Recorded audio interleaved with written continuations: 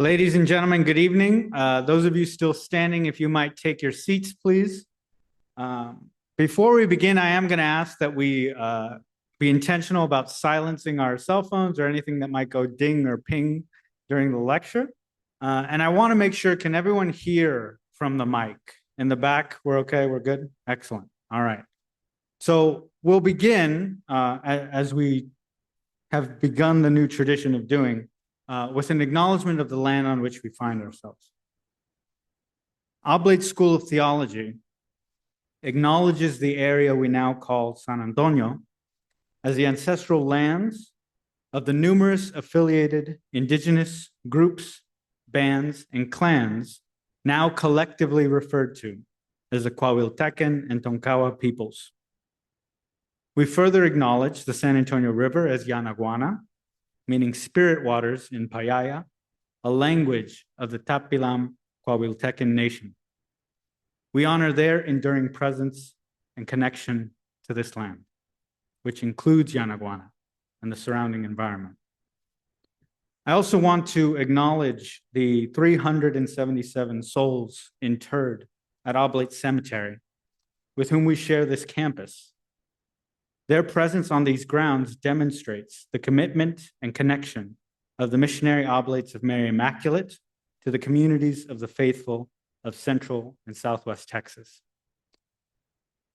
Before we proceed to our introductions, I do want to especially ask that you join me in a moment of silence to call to our minds and hearts the 67 people who perished in a collision over the skies of our nation's capital this morning.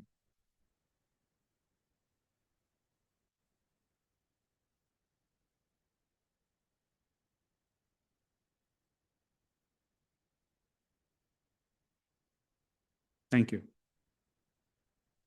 So, as many of you know, this week we celebrated the feast of St. Thomas Aquinas.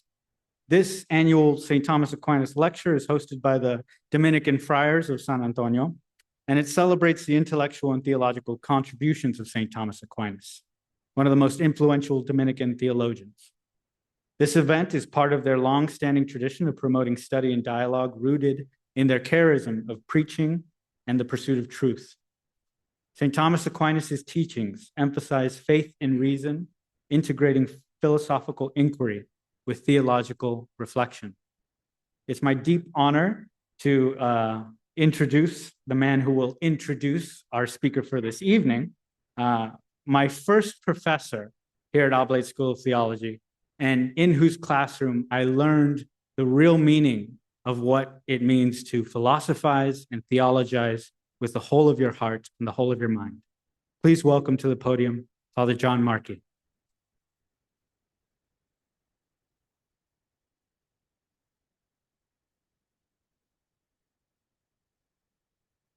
Thank you, Antonio, and thank all of you for being here. Again, my name is Father John Markey.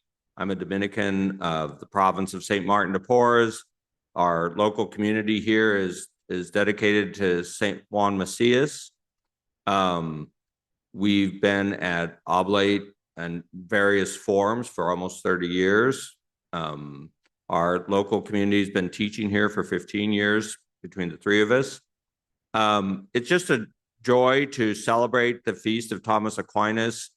And the way this began years ago now was not to have someone come talk about Thomas Aquinas or even necessarily Dominicans, but instead, so in other words, it's not necessarily about history. Our question we ask each year and ask our presenter to think about is, if Thomas Aquinas were alive today, what would he be interested in?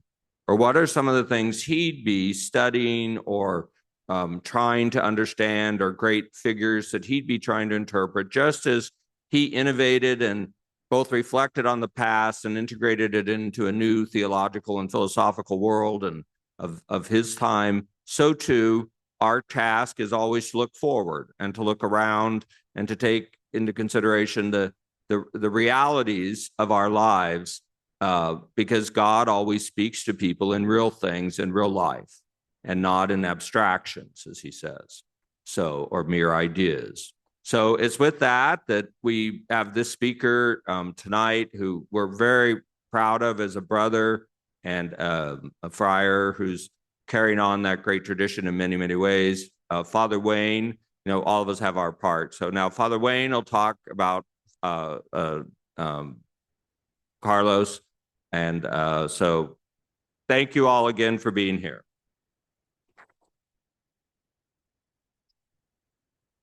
Good evening. This will be short. I'm Friar Wayne Cavalier, and I, along with Friar John Markey and Friar Marcos Ramos, the Dominican community of San Juan Macias and San Antonio, welcome you to the 2025 Thomas Aquinas Lecture. We are very pleased to be collaborating with OST Continuing Education to bring this annual series to you.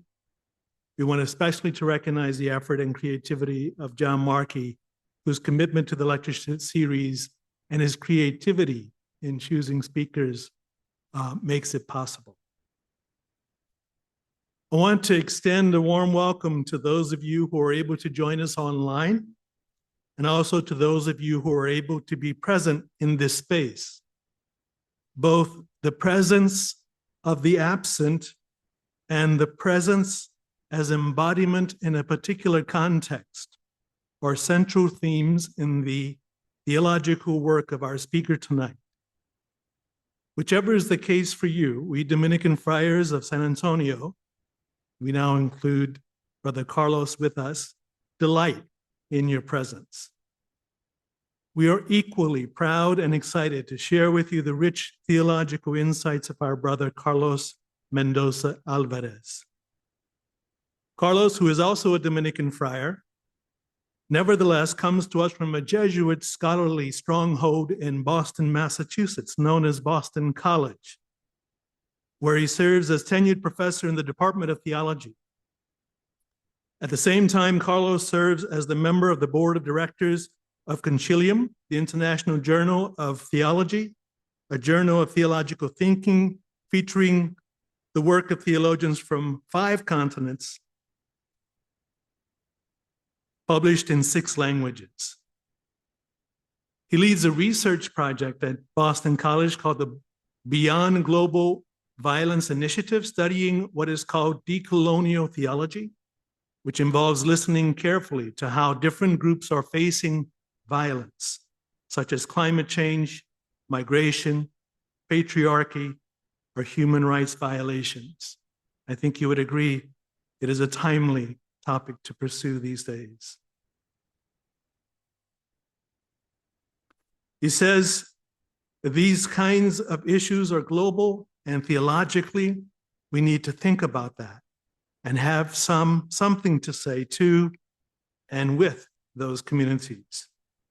My goal is to build some bridges between Latin American theology and North American theology, and also African, Asian, and European theology.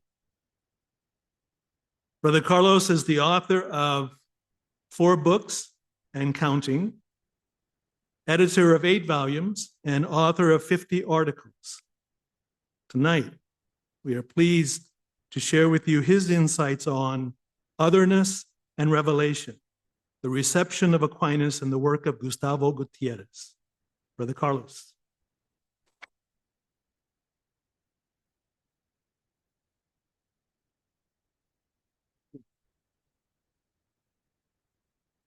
Good evening, everybody. Those who are here in the auditorium, those following us through Zoom. Thank you, all of you, for being here, and particularly thank you to the organizers, particularly John Markey, Wayne, the Dominican brothers here, Marcos, and the team, wonderful people working at the continuous education program. Thank you, Antonio. Thank you, Veronica, for inviting me to share with you these thoughts about a kind of reception of Aquinas in contemporary society. Just let me prepare what the presentation is about. Yeah, okay. Well, I entitled this presentation, "The Otherness of the Poor and the Christian revelation, Aquinas' reception by Gutierrez. Let me just show like the main ideas that I'll be trying to express here, develop. In this lecture, I'll be proposing to commemorate Aquinas' legacy by returning to his historical context, as Father Chenou did last century when he described the foundations of the Nouvelle Theologie he developed with several Dominicans in Le Chauchoir. The second moment, I'll be trying to approach Aquinas using an alternative reading of Aquinas proposed by Fray Bartolomé de las Casas in the New World, especially to one carried by Las Casas, of course, but trying to rethink revelation as an encounter with the otherness of the Indians of the Americas. And why Las Casas? Because he is the bridge to connect Aquinas to Gustavo Gutiérrez. His work as liberation theologian, he was quoting very often Bartolomé de las Casas, sometimes Aquinas, we will see, not very much, but in a very deep way. And I'll be trying to present these kind of analogies. And let me just, I'm a scholar, so I like schemas like this. Trying to present some diachronic analogies of three Dominican theologians, Aquinas, 13th century, Las Casas, and Gutierrez, on three different fields: epistemology, knowledge; anthropology, human condition; and then divinity. Of course, those categories we can discuss here. There are historians, there are theologians, and here in the room. But I would like just to compare. Analogy is always comparing different terms where difference stays there, right? So metaphysics, historical experience, and social sciences in three different moments of history: reason and free will, otherness, oppression, and then plenitude of being, protector of the peoples of the Indies, and God of life, as three different names of God according to these brothers in the Dominican order. So let's get started with the first moment, which is like a distinction that I think it's important to present here, a revival of what Father Torrell used to call Thomasian studies in the 20th century. He distinguished, Father Torrell in Freiburg, for instance, he was my mentor for many years there, between Thomistic studies and études Thomasiennes, Thomasian studies in some way, which is are more related to a kind of historical approach to Aquinas in his own context. And I would like to distinguish the two approaches in 20th century, because the first one, we will call historical, of course, related to the importance of the social, the political, and the cultural context for understanding the depth of the sapiential synthesis of the work of Aquinas, starting from a critical dialogue with pagan philosophers such as Aristotle, Avicenna, Averroes, as you know, to think the mystery of the divine love that has been fully realized in the incarnation of the Word of God in Christ from Jesus, using from a metaphysical model of Greek matrix. And well, you can see there the three different paintings from Avicenna, Averroes, and Aristotle. And then Aquinas, this is a painting in my city, in Puebla, the priory of the Dominicans there, by a great Baroque painter, which his name is Cristóbal de Villalpando. I'm trying to connect then, make the distinction between the historical approach to Aquinas, for instance, in the secular academia in France, Jacques Le Goff was one of the main scholars at La Sorbonne. In dialogue with Chenou and other Dominicans, he was an interlocutor, and he was trying to propose a new research, a new approach to the Middle-Age authors, trying to offer a new perspective to understand the contribution of theologians. Of course, Albert the Great was one of the first one to be approached in this manner, Aquinas and so many others that you can see there, trying to go back to their historical context.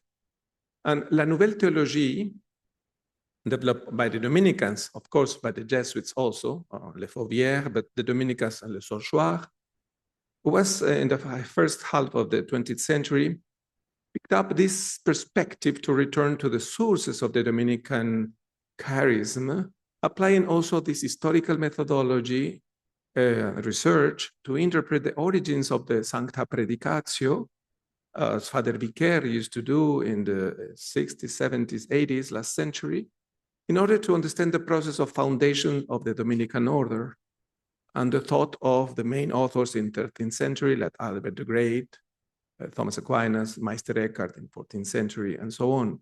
Chenu, Congar, Pat Weber, also at Saint-Jacques in Paris, they respectively, they worked using this kind of new methodology, trying to understand differently the role of the intellectual life in the Middle Age suburbs and new cities at that time. So what I wanted just to mention here is there is a second possibility or current in order to approach Aquinas. I call here this current doctrinal because it emphasizes the timeless character of Aquinas' thought, linking it to the metaphysical substance and the essence of revelation, safeguarded by sacred scripture and tradition, understood both as sources of truth that form a doctrinal corpus intimately linked to the dogma of the church. Father Torrell is there. Probably many of you know him. Still alive, very, very old now, but a great author. St. Thomas Aquinas, Maître Spirituel, is one of, is not very well known, this book, but probably is his master work, because he's trying to go back to Aquinas as a spiritual master, not only as a great scholar. And then there's another book, briefly, Life of Aquinas, the theologian in his context.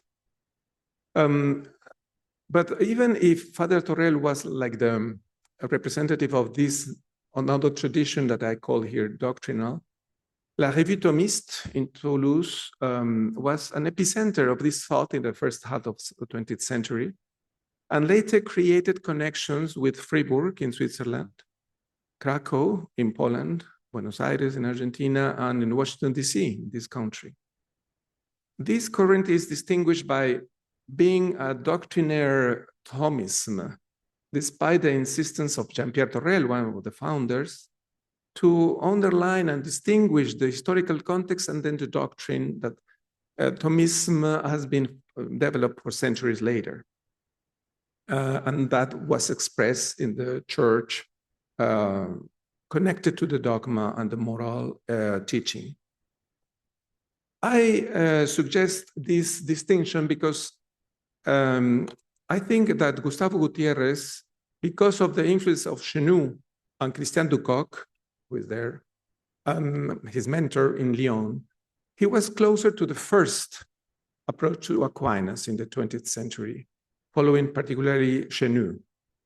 His legacy, Aquinas in the work of Gutierrez, in my understanding, is more related to a theological epistemology, affirming that theology is a second act, a reflexive act, that requires interlocutors also with the natural and social sciences. The analogy is in some way appearing now. This architecture of thought proper to Aquinas, like a Gothic cathedral, according to the great metaphor of Father Chenu, will be taken up by Gutierrez in his first foundational work, Theology de la Liberación, Perspectivas, to affirm that liberation will always be a gracious gift of God, the first act of all Christian praxis, thought and spirituality. I'll be coming back to this idea, but later. A second area of reception of the Napolitan by the Peruvian consisted in recognizing the urgency of diverse epistemological mediations, following the signs of the times in the search for truth.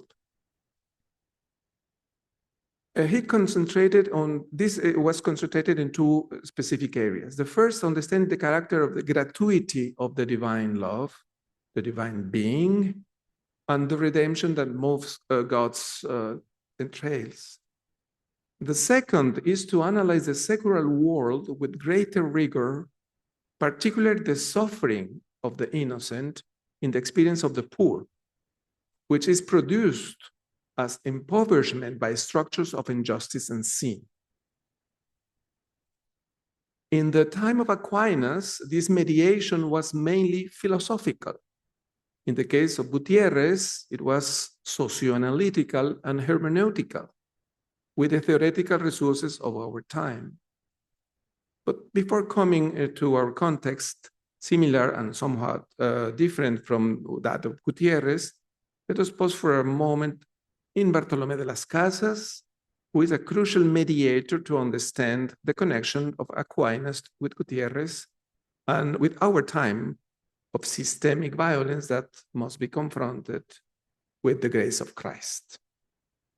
So the second moment in this presentation, Aquinas in the Americas, revelation and otherness of the West Indies.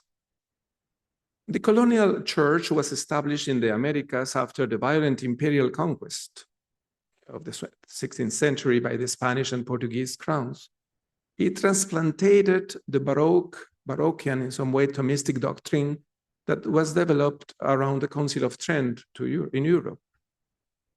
A clear example can be seen in the curriculum of the Royal and Pontifical University of Mexico, founded in 1553, with a chair of philosophy under the care of the Augustinian friar Alonso de la Veracruz and the Dominican friar Pedro de la Peña, who was in charge of the chair of theology, prima cathedra.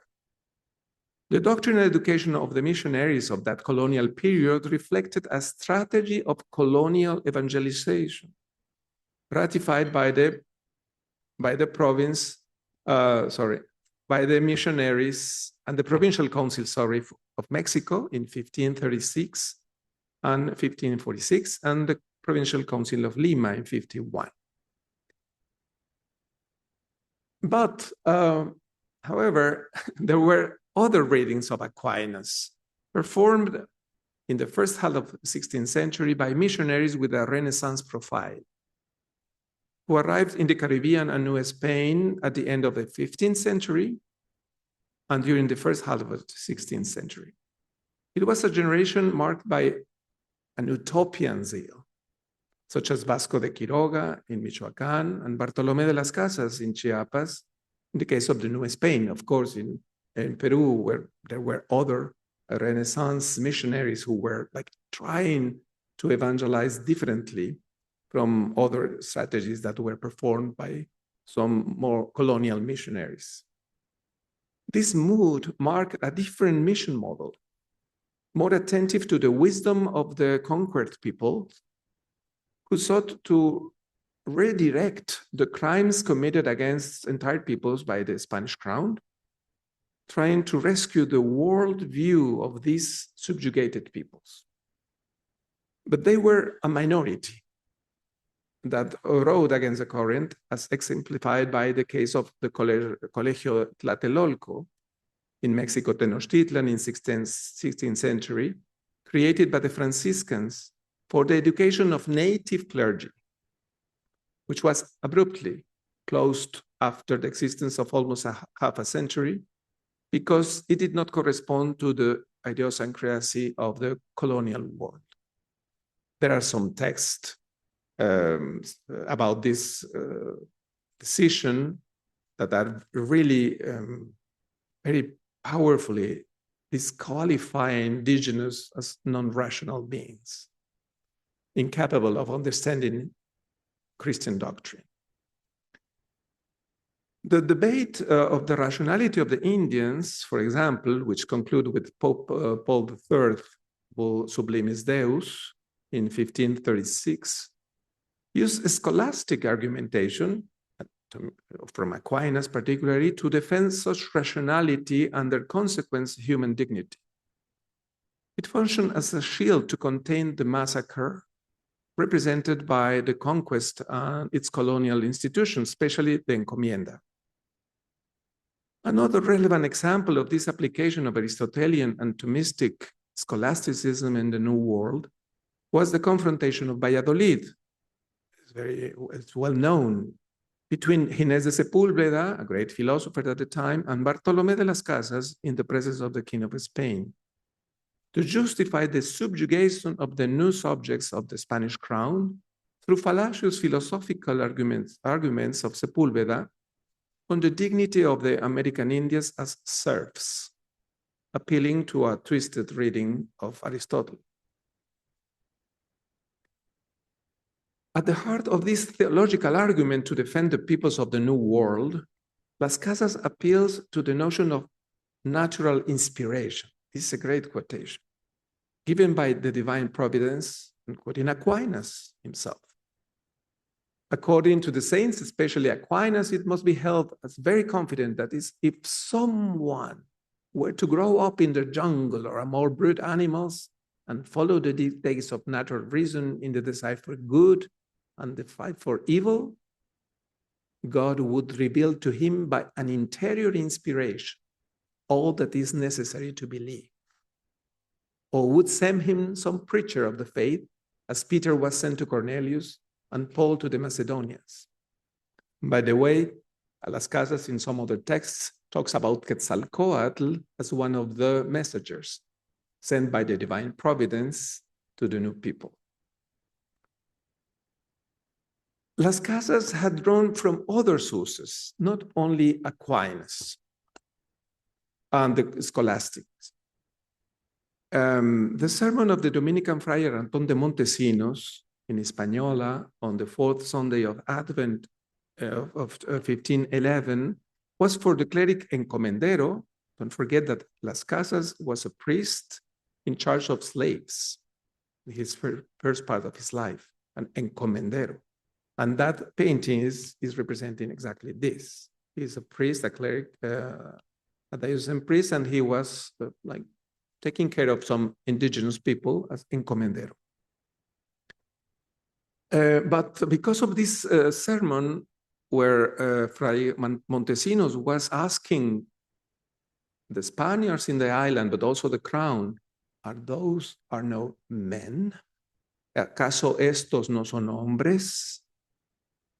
For Las Casas, this was like a splinter that hurts, and that moved him to renounce to continue being encomendero, priest, and begin his journey as a Dominican preacher. That experience led him to write later, "I have seen the face of Christ in the suffering Indians." On this path of conversion, his first source was Scripture. And the book of Sirach, chapter 34, was like the starting point of a process of conversion for him.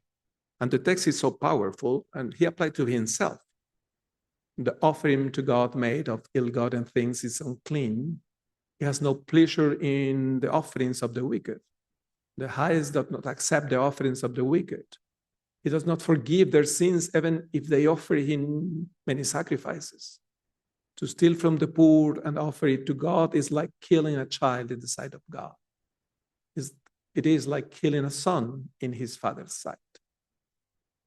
So this experience in Las Casas' life allowed him to deploy an original reading of Aquinas on revelation, where at least two elements were at the center of his new approach to revelation: the epistemology of the role of imagination in the reception of divine message serves as a framework to justify the peaceful evangelization of the colonized peoples. Likewise, the Aristotelian philosophical anthropology Aquinas uses allows him to explain the mode of human knowledge capable of God, homo capax Dei. It's a very traditional concept. Therefore, if God's revelation is addressed to the human being endowed with reason and will, preaching Christ's message cannot be done by force. but must be accompanied by means that respect this human dignity created by God. Oh, sorry.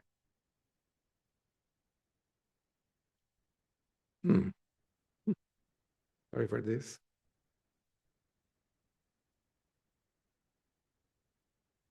And another important book that Las Casas published in 1952, De Unico Vocationis Modo, Las Casas appeals to the human faculties of knowledge,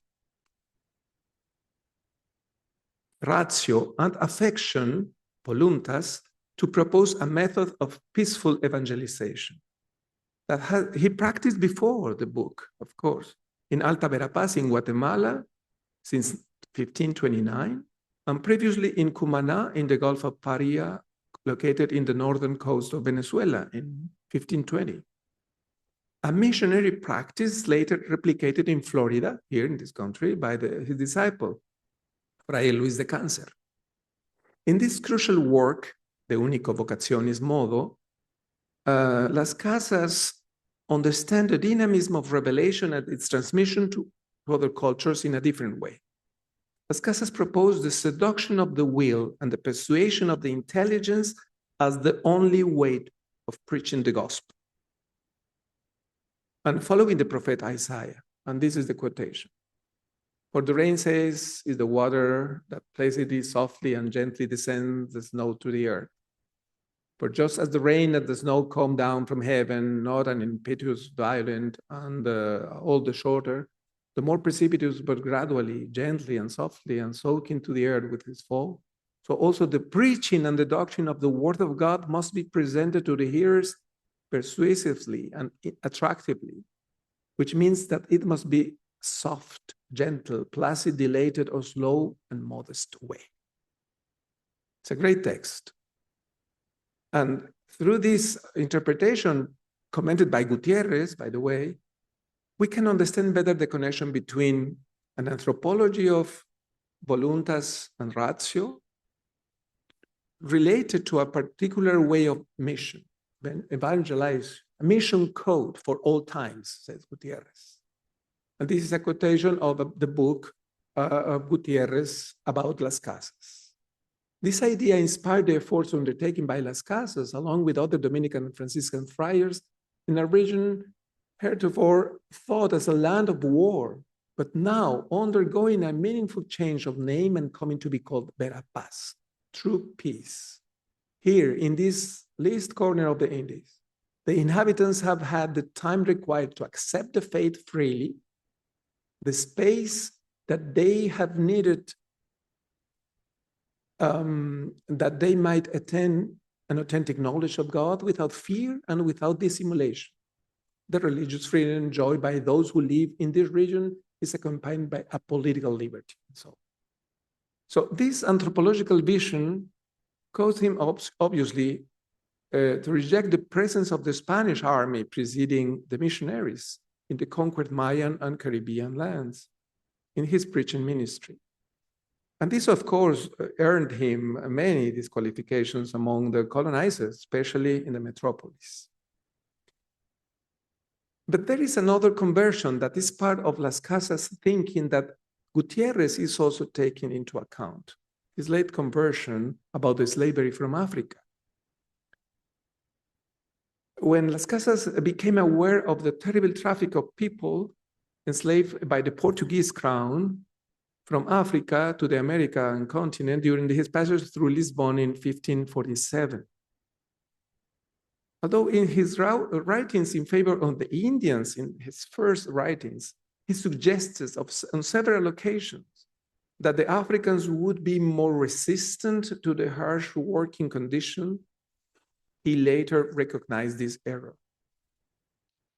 He included both the subjugation of Indians and Blacks as contrary to reason and to the gospel. In this regard, Gutierrez comments, the cleric, he often wrote in third person about himself, Las Casas, many years later regretted the advice he gave the king on this matter. He judged himself culpable through inadvertence. When he saw proven that the enslavement of Blacks was very bad and just as that of the Indians. and so on. So Las Casas' thinking was related, rooted into the great classics, of course, but also his personal historical experience of the colonial process. After this brief journey through the life of Las Casas, we can better understand his vision of redemption that arises from the contemplation of the suffering of the Indians and the Black community. Oh my gosh, I put them.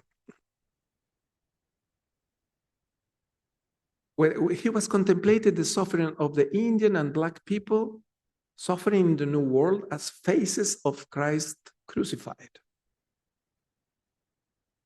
And there is another great quotation of Las Casas. I live, when he was going away from the Americas back to Spain, I live in the Indies, Jesus Christ, our God, scouring him, afflicting him, and slapping him, not once, but millions of times. And that's what Gutierrez tries to understand. Given this legacy of anti-colonial thought and practice at the very beginning of modernity, as Enrique Dussel and Gutierrez proposed in 92 at the celebration, the commemoration of the 5th anniversary of the arrival of Western Christianity, those sources were really important to recourse to Las Casas as a father and ancestor of liberation theology. And before that, in 1974, the Indigenous Conference was convened by Tatik Samuel Ruiz, the Bishop of San Cristobal de las Casas, the successor of Las Casas in Chiapas. It was a milestone in modern indigenous consciousness to promote their historical project of defense of their territories and knowledge. This historical moment of Indian uprising produced, among other things, the armed insurrection of the Zapatista Army of National Liberation on January 1st, 1994, and the restoration of the National Indigenous Council. Today, more than 17 native peoples of Mexico are united in a network of mutual support, solidarity, and national organization to defend their lives and their territories. Gustavo Gutiérrez prepared for more than a decade to commemorate this event from his liberation theology perspective, returning to Las Casas with the legacy of the poor. Hence, the publication of his magnum opus, In Search of the Poor of Jesus Christ, that's Gutierrez's book on Las Casas. Then Gutierrez denotes the intimate connection between 20th century liberation theology and its ancestors and precursors, among them Fray Bartolomé de las Casas.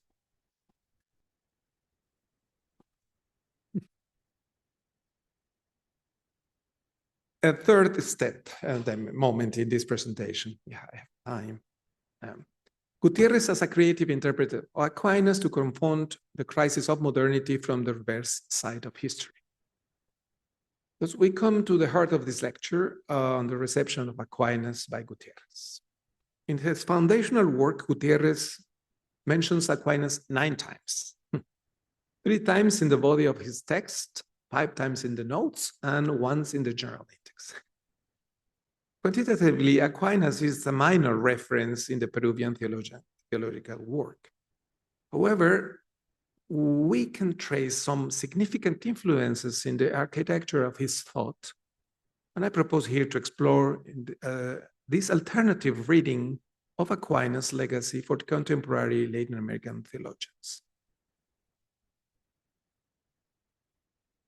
Let us dwell for a moment on explicit reference to Aquinas in the body of the Gutierrez book, Liberation Theology, to appreciate their strategic link in the work. The first is found in the opening chapter, where Gutierrez explores the task of theology as a critical reflection on faith, placing Thomas in the model of theology as knowledge, after the initial model in Christianity that emphasized the character of theology as wisdom. And Gutierrez says, this is a quote, "From the 12th century on, theology begins to establish itself as a science." The process culminated with Albert the Great and Thomas Aquinas. On the basis of Aristotelian categories, theology was classified as a subaltern science. St. Thomas' view, nevertheless, was broad and synthetical. Theology is not only a science, but also wisdom, flowing from the charity which unites a person to God. The second quotation from Aquinas is found in chapter 5, dedicated to analyze the crisis of the pastoral and theological models reduced to the world of Christianity, but redefined as service to the world by the Second Vatican II Council.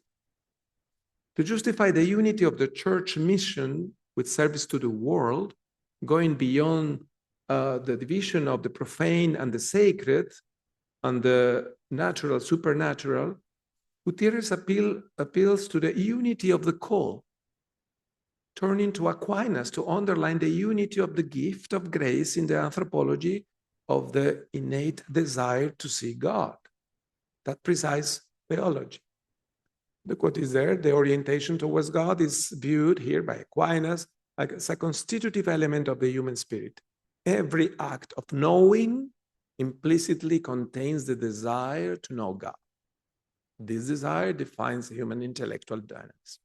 End of quote. So Gutierrez's third and last quotation from Aquinas in his foundational book is in chapter 12, which is dedicated to the church as a sacrament of history.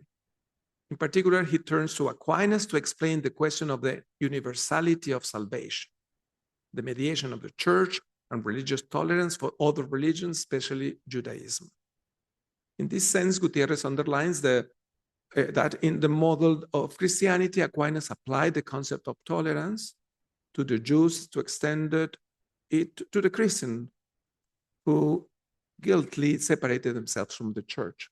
The quotation is there. It's a very minor quotation, but the topic is strategic. To conclude, beyond my these minimal references, I will now propose my own reading of the legacy of Aquinas in the work of Gutierrez. I would like just to mention, because of time, very briefly, three main axes to characterize the creative reception of a medieval theologian by a modern Latin American theologian. The priority of the divine love in the praxis of liberation. Second, the universal mediation of Christ and the Christ's option for the poor. And third, the God of life as fullness of being.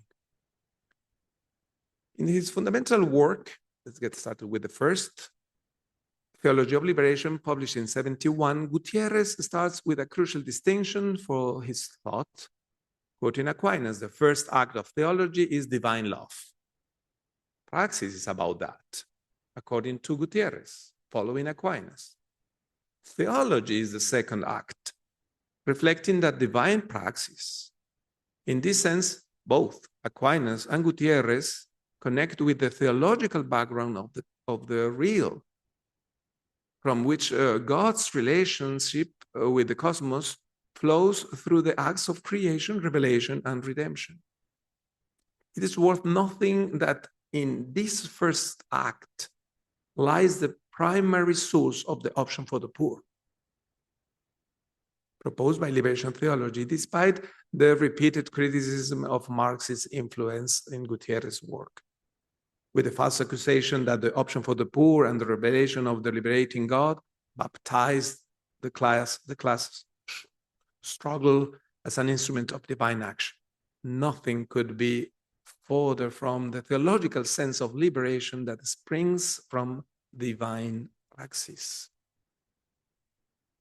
Another crucial element of liberation theology is the unity of history, so we know, where God redeems his people from all oppression. It is not about two histories, pagan history marked by sin and another holy history with the church as the protagonist. Gutierrez forcefully affirms separating himself from the Manichaean vision of history, echoing the great tradition of ancient and modern Christianity that we live in a unique history where God intervenes as a redeemer and God of life. There is, therefore, an intimate connection between the pedagogy of Yahweh with the people of Israel and the other pedagogy that of the seeds of the word present in the religions of humanity, which Gutierrez explored by the hand of Las Casas. Both prepared for the revelation of the incarnation of the word, which leads to fulfillment of the work of redemption. It is important to underline here that Gutierrez uses the term praxis, certainly foreign as such to the terminology of Aquinas, but close in the sense of the actus purus, or pure actuality proper to divine being, to underline the dynamism appropriate to divine life, which, for example, in the Greek model of the fathers of the church is referred as dynamis.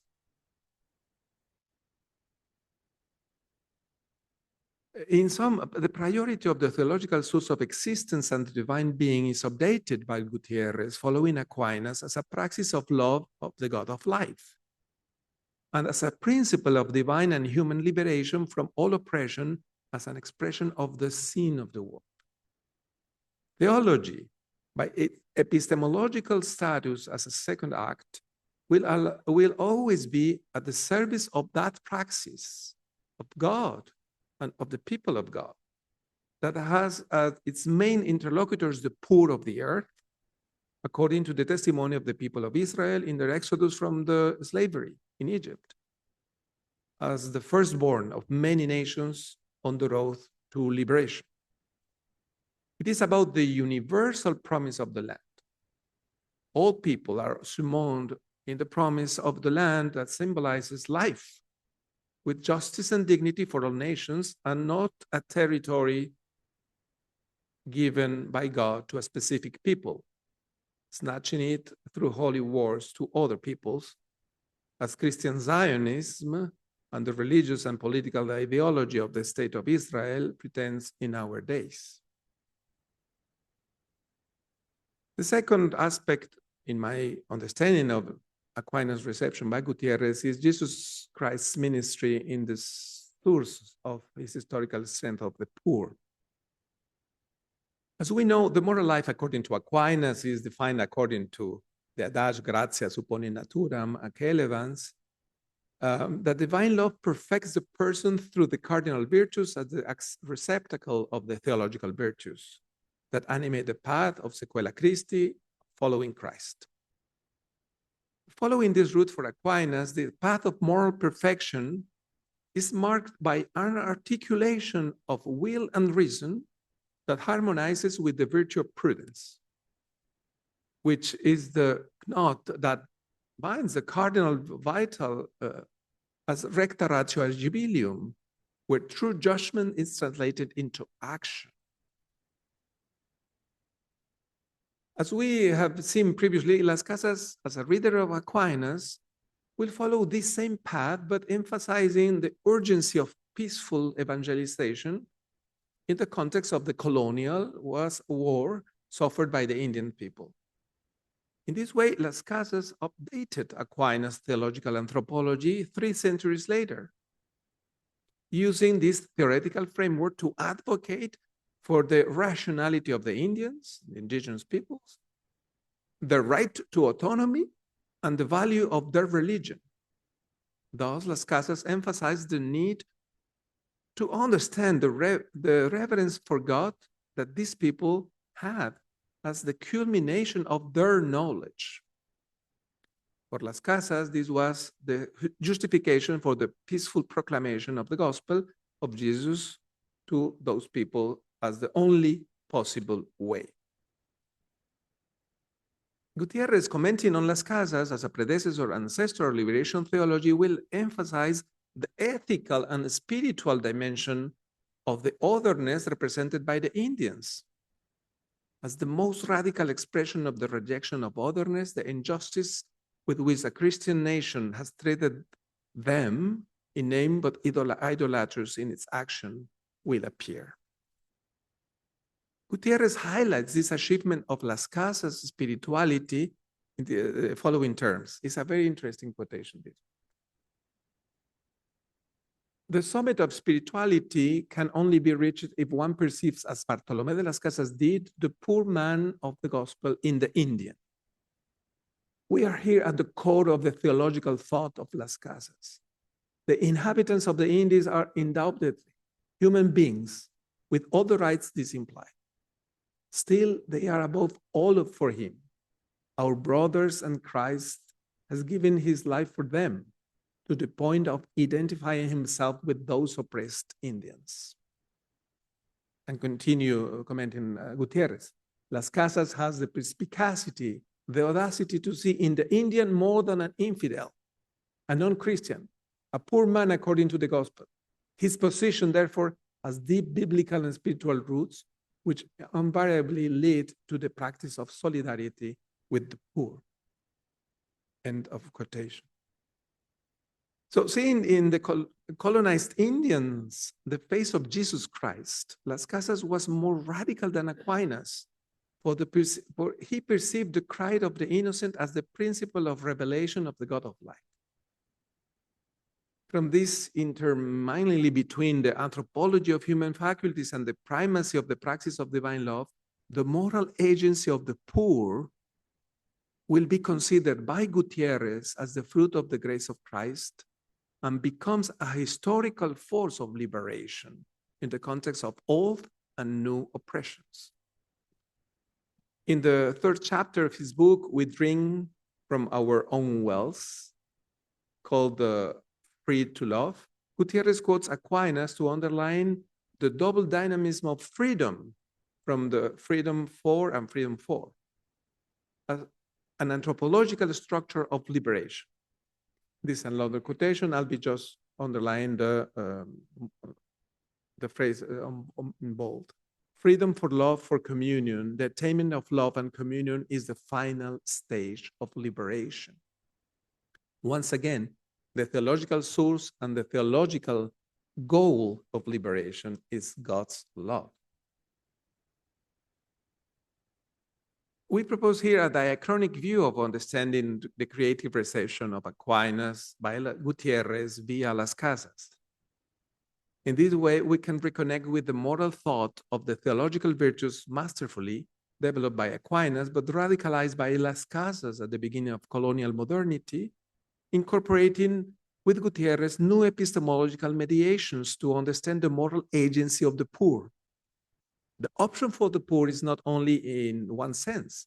The poor have their own agency, la fuerza histórica de los pobres. Today we would say the victims, they have their own agency.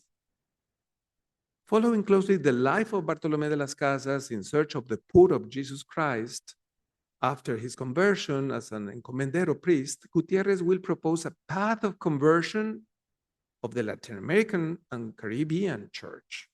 It's not only an individual conversion. And that's why Gutierrez was insisting so much in the conversion of the whole church. And my last point, the God of life as the fullness of being. As the summit of his theological thought, the name of God that Gutierrez proposes from his Theology of Liberation is God of life, el Dios de la vida. This name summarizes synthetically the revelation of God to the people of Israel, radicalizing Jesus of Nazareth with his announcement of liberation from all oppression and death, for a full participation in life with all its dimensions, starting from the structural negation represented by injustice and poverty, produced by economic and social model of death. From the experience of the death of the poor, says Gutierrez, a God who liberates and gives life is nevertheless affirmed.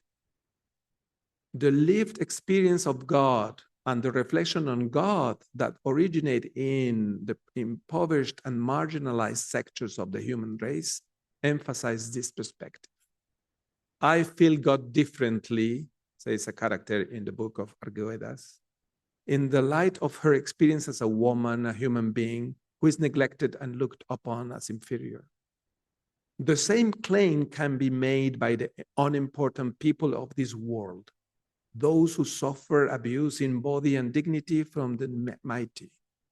The experience of death leads to an affirmation of the God of life. This is a great lecture, the opening lecture of the annual course in Lima in 1981. It's a great text. According to the terminology used by liberation theology in the last century, Aquinas' theology of God as a pure actuality finds a relevant update for our times of structural injustice in the liberation theology of the God of life. It is a matter of underlying the life that triumphs against the historical processes of death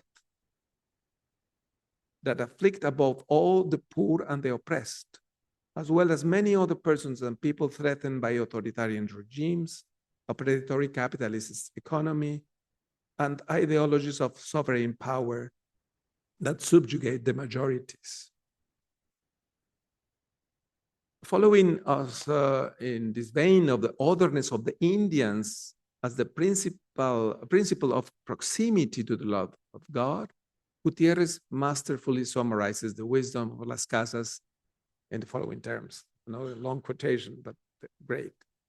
From the beginning of his struggle, Las Casas becomes clearly aware of the oppression of the Indians is contrary to the intention of Jesus Christ and all the scripture, because what God wants rather is the liberation of the oppressed. And Fra Bartolome, remembering that those who exploit and murder the Indian have gold as their living and main purpose, will disqualify them as Christians, saying that Christ did not come into the world to die for gold. It's a great quotation. ¿Quién es el indio? Again, la perspectiva teológica de Bartolomé de las Casas. The expression, the God of life, designates in its climax, the utopia of the new world that comes from God to the poor of the earth. Receive and celebrate when they transform their oppression into a historical force of liberation, the agency of the poor again.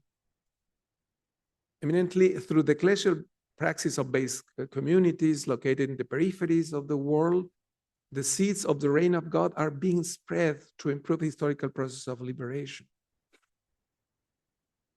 In this way, the liberating Christ, the liberator who accompanies the life of the communities, is the mediator of divine grace amid the misfortunes of history. Conclusion. Be patient, please. We have explored a brief diachronic journey through the thoughts of three Dominican theologians from the 13th to the 20th century, and then the 16th century. The intention was to show the continuity and differences in Aquinas' legacy. And it's part of a sapiential tradition greater than himself, related to the charism of the preaching of a religious order that seeks the truth wherever it is found. The guiding thread of this journey has been the priority of the divine act in the redemption that takes place at the heart of history, as well as in the theological thought that articulated this primacy of grace in diverse contexts. First, in medieval Christianity, then in a new colonial Renaissance world, and finally in the context of the modern world in crisis of growing oppression. And once again, well, the sketch that I prepared. So there's a continuity, there are many differences, but there is a kind of fidelity of reflection in this process. The praxis of the people of God communicates this superabundant love to the wounded world as a fruit of the divine source's loving process. This is the source of the ecclesiology of communion that Aquinas, Las Casas, and Gutierrez considered in their diverse contexts. It is up to us now, it's my opinion, amid the ruins of Gaza, that represent the collapse of the modern utopia with its current dystopia on a global scale, to connect with the people of God on the way located in the cracks of history, who continue to sow hope amid horror. May the living memory of Aquinas and his legacy encourage us to continue giving reason for hope to anyone who asks us in the face of the civilizational crisis we are facing today. Gracias. Sorry for the time. Thank you. Thank you, Doctor, for your presentation. We are going to open for questions in just a moment, but I first want to invite all of us to take a moment of centering silence, allowing the material that we've encountered to really settle in our minds and hearts before raising our questions.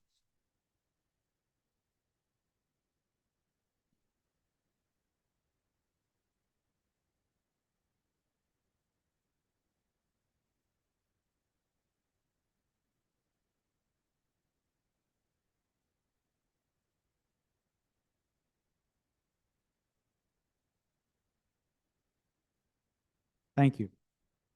So we'll now invite questions from both our in-person attendees and those joining us online. We do have a microphone available. If you have a question, merely raise your hand. I'll come over to you, and you can use the microphone that I'm using. For our in-person audience, those of us who are online, please, you can submit your question through the chat, and Emmett, our excellent technical expert, will communicate those to me, and I'll pose them to Dr. Mendoza-Álvarez. We only ask that due to the sensitivity of some of the topics we've encountered this evening, we endeavor to maintain an environment of thoughtful, respectful, and topic-centered dialogue. So thank you, and we'll open it up to questions from the audience. Questions or comments, of course. Welcome.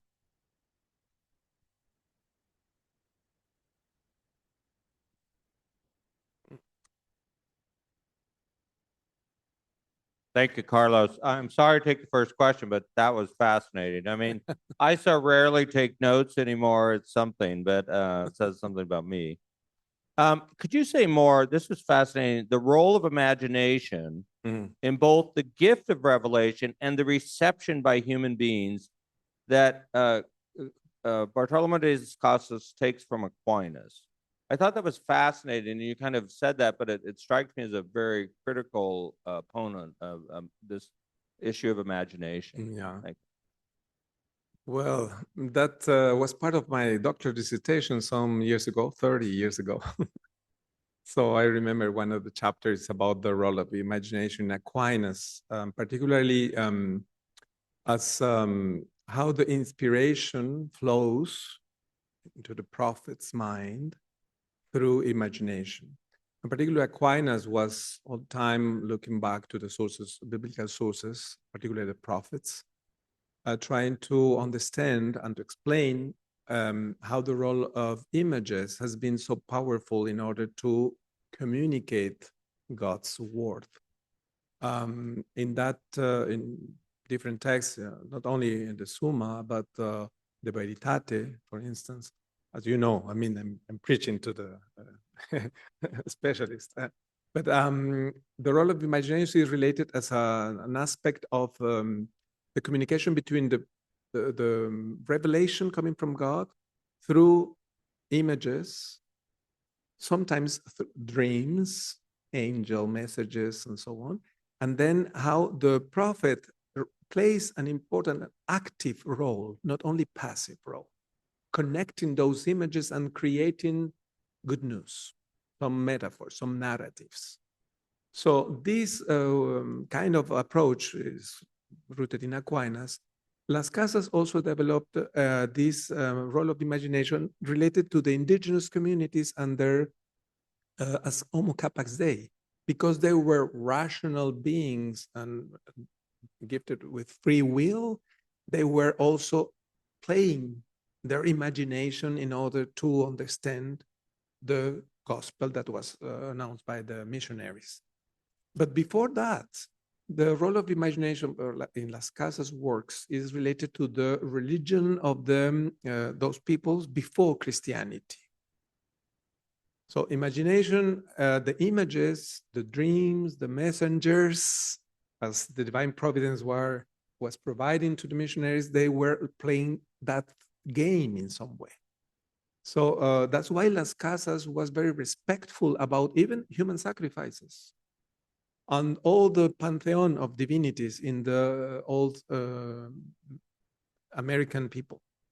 Not to justify human sacrifices, of course, but trying to understand that it's part of the role of the intelligence, the reason, and how images, they matter.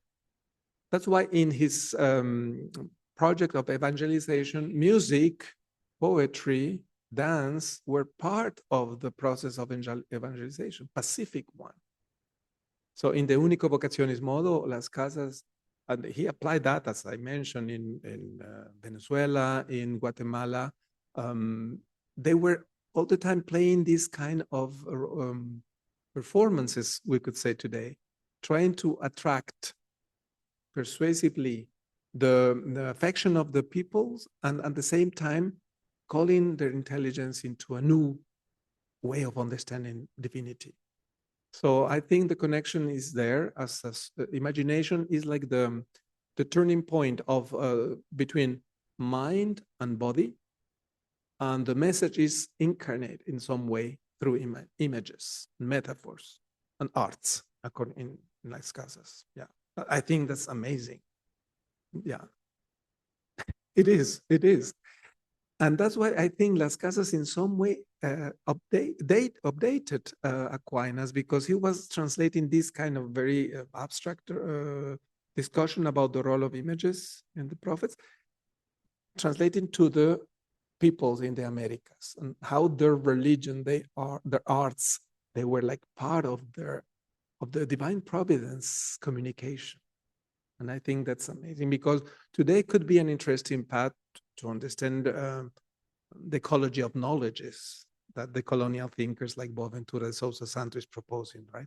We need to go back to a new understanding of how the other religions, other wisdoms, they have their own way of thinking about divinity, and then we need to balance the asymmetry of power that colonial Christianity was provoking.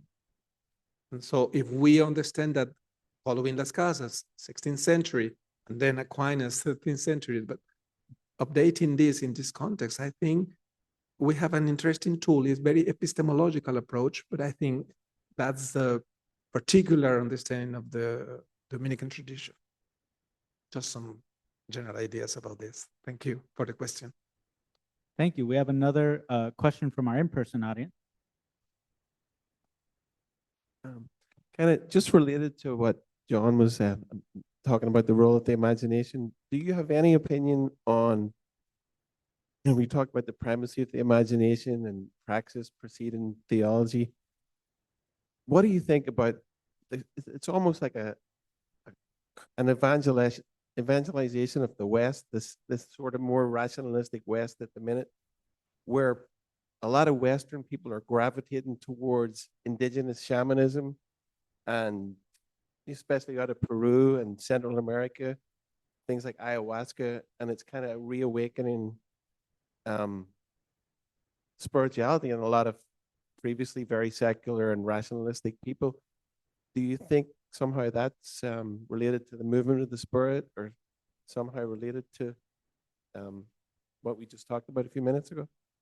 Well, if I understood correctly, I think that today the challenge, and going back to the idea of ecology of knowledge, we need to look for a new understanding of Christianity and the message, and what's the role of religions in the process of discovering the eternal love of God, and how can we, in some way, understand better the role of rituals, performances of old traditions, but also new traditions. Because Homo capax Dei is there, right? Any human being, because of this divine providence and this position from divine providence, then can in somehow attend the mysterious God. But for that, we need to accept finally that Christianity has been very powerful, colonizing minds, colonizing the imagination of people. And we need to deconstruct that and to be careful about a different way to understand mission, evangelization, and then taking really into account other epistemologies, other religions, other traditions, other imaginations, to name the mysterious God, right? So I think that the challenge is there. Even the notion of seeds of the logos, probably is not enough. to understand, to really give the place to other epistemologies, other traditions, other wisdoms to understand the mystery of God. So we need to rethink, go back to a new idea of revelation. By the way, Andrés Torres Queiruga, the great fundamental theologian in Santiago de Compostela in Spain, has been working for several years on this new idea. Of course, there are some Jesuit theologians like Dupuy trying to reshape the idea of revelation and then to reimagine in a different way perspective the role of the missionaries in different cultures. So it's a brainstorm in some way. Thank you. Another question from our audience? Another Dominican. The other day, the reading, I call it Jesus's mission statement, reading, I've come to give liberty to captives. And so I don't have it memorized, but I found myself reminding the congregation when I preached that Jesus wasn't Catholic. Jesus wasn't even Christian. He was Jewish, and not only was he Jewish, but he was an observant Jew. He went to synagogue on the Sabbath, as was his habit, his practice. Yet he crossed lines of Judaistic practice that made people, that made his family come looking for him, another part of the readings, because they wanted to take him away and put him away, because they thought he was crazy. So that seems to connect with what you're talking about in terms of revelation and different epistemologies. Jesus clearly had a very different epistemology from those around him, based on his desire to incarnate the love of God, intentionally or unintentionally, but that seemed to be his mission. Could you speak to that? Well, yeah, of course. Jesus, the Galilean, was here, in San Antonio, was crossing boundaries in some, right? And I think his ministry in Galilee was all the time like challenging even Judaism from Judea, right? And then also other different groups, his time in his territory too, the Zealots, for instance, or all the other groups who were also looking for the coming of the Messiah, how to prepare the path to the Messiah. And I think in that way, Jesus is a model of this kind of openness and connection, listening carefully, not only other nations, but other experiences of the sacredness, and also welcoming women as partners in the good news, right? The role of Mary Magdalene, of course, but the role of other women who were part of the discipleship experience. So I think Jesus in that way is like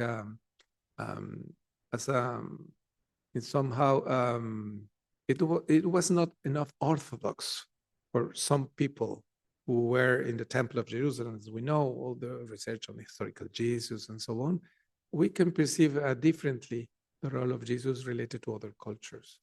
The role, for instance, of the Canaan, of the Samaritan woman, of the Roman centurion, they are not only receiving Jesus' revelation, they are partners in the process of discovering God's love, right? So I think we need to reshape our idea of also the role of imagination in Jesus and the disciples and all the symbols that they were performing. Like it's a messianic gesture that Jesus was performing all the time with his community. And I think we need to go back to this power, potency coming from this experience of encountering, which is different, is different. Yeah, so some ideas. Thank you. Wayne. Thank you. I'm a Baptist, and you said a term there that really struck me, and I think it relates to this issue going on in the society now, especially among those in my camp. And that was the term, Christianity has colonized the mind. Mhm. And I have a sense that that's what's going on, but I just like to hear a little bit more about Oh, yeah. about that term. Thank you. Thank you for the question. Yeah, of course, that's a great topic in the colonial thinking. Frantz Fanon, for instance, like 60 years ago, we are commemorating, by the way, the first centennial of his birthday this year. He was born in Martinique. He moved to France. He was a psychiatrist. You know, probably Frantz Fanon, white masks, black skins is one of his main works. And he was like somehow expressing this part of the colonization process. Aníbal Quijano in Peru, Immanuel Wallerstein here, and Catherine Walsh in the US, the colonial authors, all of them, they tried to follow this path towards a more ecology of knowledge. And that means that we need to acknowledge the colonial imposition of a particular way of thinking, acting too, including religion and spirituality. And that's why colonialism is not only conquering territories or controlling people, it's controlling minds. And that's why probably the role of imagination now that matters more than ever. Well, imagination is not only mind, but what I'm trying to say is that the colonial Christianity was imposed in some way in different levels. One of them was destroying all the sacred books, for instance, of the people in the Americas. Destroying also their territories, of course, but at the same time, like imposing a colonial perspective about God, about church. And that's why the colonial theologies now are trying to go back in this colonial process, and then to look for the traces, the roots that's still alive, it's still alive in some way. For instance, in Brazil, what they call theoquilombism is now a very important field in theology. It's a kind of comparative theology, but not only comparative. They try, the African Brazilians, they try to go back, reconnecting to their own roots as descendants of people who were enslaved, and then trying to connect with authors and sources in Africa. And they call that theoquilombism. Quilombo was like the symbol of a land where the slaves, they were going away from the fincas, the slavery farms, and then they were celebrating life. It was a promised land. In some way, theoquilombism is trying to decolonize that colonial Christianity who was imposed by the missionaries for centuries, since 16th century in case of Brazil, or sometimes also modern Christianity has been imposing a very Eurocentric way of thinking, acting too, institutionally, education, and so on. So that's why the colonial thinking, I think, for now, and particularly the colonial theology is absolutely relevant, trying to dismantle this kind of imposition in different rationalities. There is an important author, Aymara anthropologist. Her name is Silvia Rivera Cusicanqui. She is an anthropologist, and she develops the idea of colonialism or colonization as a process of controlling the imagination of the people. So there's a lot of literature and then a lot of experiences trying to connect the ancestry to the present Christian communities, but trying to heal memory. That's another element. We need to heal memory. Even any community who has been involved in processes of enslavement as perpetrators or as victims. I know some communities in Oregon, Christian communities, I cannot mention many details, but who are working on this process of healing memory. For instance, giving back territories, land, properties to the descendants of former slaves who were like victims of those churches. Of course, in Canada, you know, there is an important process of healing the memory in Christian schools, where not only, well, the bodies are there, I mean, the victims, they were discovered a few years ago, remember? And then, but also the imagination. I visited South Dakota, and it's an interesting project called Red Cloud School Initiative. It's a project of the Jesuit community together with the Lakota people. And they constituted, like 20 years ago, a truth commission, a little one, and a commission of memory and reconciliation, trying to reconnect their Lakota heritage, spirituality, rituals, the place, for instance, of the buffalo as a sacred animal, the rituals they perform through dance and some other elements in order to reconcile their identity as Lakota people with their Christian identity and reshaping in a different way. And the role of imagination is there because, for instance, they built a new chapel, including different arts from the Lakota people, expressing in a new way their identity, Christian and Lakota identity, but in a more balanced way. There are so many issues there that, yeah, just to mention some authors and experiences. Thank you.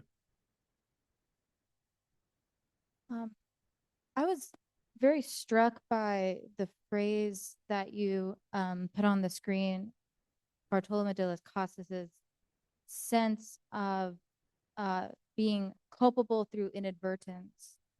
And when I first heard that phrase, it struck me that this is a maybe methodological insight that could be recovered. And that Gutierrez's project in some ways is all about advertence. But then at the very end of your talk, we were talking about the crisis of civilization. It struck me that, well, first, civilization for whom, but also Western Eurocentric and North American centric civilization is kind of built on inadvertence. If we think too closely about where our food comes from, or our water, or our iPhones, the ways in which we become implicated in the culpability of our kind of like willful inattention to the poor, yeah, implicates us in a way that I think most of us are not comfortable with. So I was wondering if you could say a little bit more about perhaps how the crisis that we find ourselves in might be tied to this idea, you know, of a willful kind of looking away. Thanks. Oh, great question. Thank you so much, because it's, yeah, a great topic and an urgent topic. I would just mention two trends, thinkers, and that allowed me to explain a little bit this briefly. Ivan Illich was a priest, then he stopped ministering, but he was an intellectual working with Puerto Rican community in New York. Then he was from Austria. He was very close to Paul VI, but he renounced to that career, and then he became a pastor in New York. Then he moved to Puerto Rico for a while, the university, and then he moved to Cuernavaca, Mexico. And he was one of the first authors in the 60s, probably the elders here remember his name, Ivan Illich. He was the first deep critique of modernity in the instrumental reason, particularly. And modernity in a very theological sense. He said modernity is like the contradiction of incarnation. And we are moving towards that kind of disincarnate society. And why he said that? Because incarnation is about proximity. It's about the vernacular, the role of the territory, of the people, of the body, of language, and then modern society is like the contrary, is the principle of counterproductivity. So he was working on different aspects like the role of schools, the role of hospitals and healthcare, the role of prisons, in a different sense from Foucault. Foucault was also trying to take a distance from these kind of devices and instruments that modernity and the modern state has been producing in some way in order to control life and death. Well, the sovereign power of Giorgio Agamben, remember. So the question is, Ivan Illich said, there is a theological reason for this. We have forgotten the proportionality of incarnation. And I think for us theologians, that's a very challenging statement, right? In Mexico, there is a poet, a Catholic poet. His name is Javier Sicilia. He's a great thinker too. He was close to, he's like a second or third generation of disciples of Ivan Illich. And Jean Robert, a Swiss architect who was also living there. They tried to understand this crisis of civilization in the 60s, last century.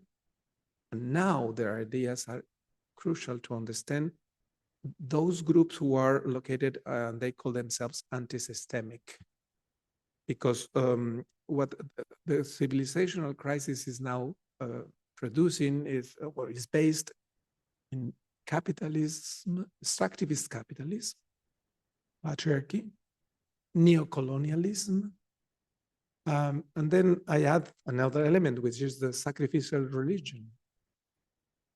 We need gods to justify new victims, right? The war, and so on. But the question is that probably the theological aspect of the crisis is there, but we are not talking about that. I'm following Ivan Illich and Javier Sicilia. I wanted just to mention that I think that's the right direction. Because if we just see the effects of the catastrophe, the coming catastrophe, which is climate change, wars around the globe, this new oligarchy controlling the world, not only one country, probably we are just looking the surface. But there are a systemic violence that is producing more and more death, right? And so where redemption is in this context, where the liberation is occurring, is happening, and where the God of life is inspiring communities to resist. And I think what the decolonial theologians, thinkers, social movements are doing is trying to locate themselves in the cracks of the system and to start living differently, in different ways, creating new networks of survivors. That's another important element. But that's it's an amazing topic. We need more time for that. Thank you. Dr. Carlos Mendoza-Álvarez, thank you very much. If questions are a measure of your performance, you did amazing because we had some that we couldn't get to. It was wonderful. So thank you very much. I ask that all of you join me in thanking Dr. Mendoza-Álvarez for his time with us. Thank you so much.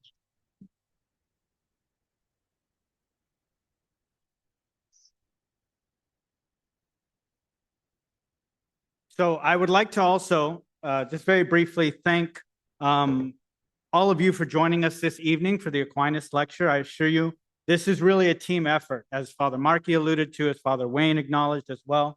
And I want to take a moment just to very explicitly express my sincere appreciation for the tireless efforts of Veronica Montalvo, our program coordinator in the Department of Continuing Education. Please give her a round of applause. She's been doing her due diligence all week. Emmett Gonzalez, who expertly ran our tech this evening. He's a wizard, and we thank him for his expertise. And finally, the Whitley Events Center facilities staff, you know, they take down all these chairs, they put them up for all of these events. So it's no small thing to say that without them, these kinds of experiences would be impossible. So thank you to them. And yeah, thank you. And last thing I'll say is, again, we're so deeply grateful and appreciative of your attendance in person, online to this event and other continuing education events.